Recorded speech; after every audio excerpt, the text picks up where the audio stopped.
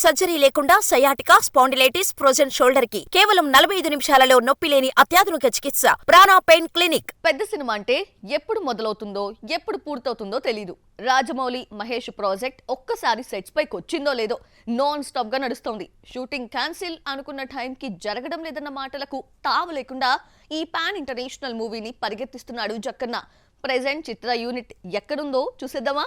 హైదరాబాద్ లో 2 షెడ్యూల్స్ పూర్తి చేసుకున్న జక్కన్న టీం ఒడిశాలోని కోరాపుట్కు బయలుదేరి వెళ్లింది. గతంలో జక్కన్న అక్కడకు వెళ్లి లొకేషన్స్ సెట్ చేసుకుని వచ్చాడు.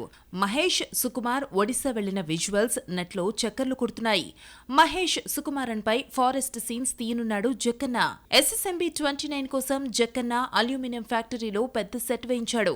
అక్కడే షూటింగ్ మొదలై ఒడిశాకు వెళ్లింది చిత్ర యూనిట్.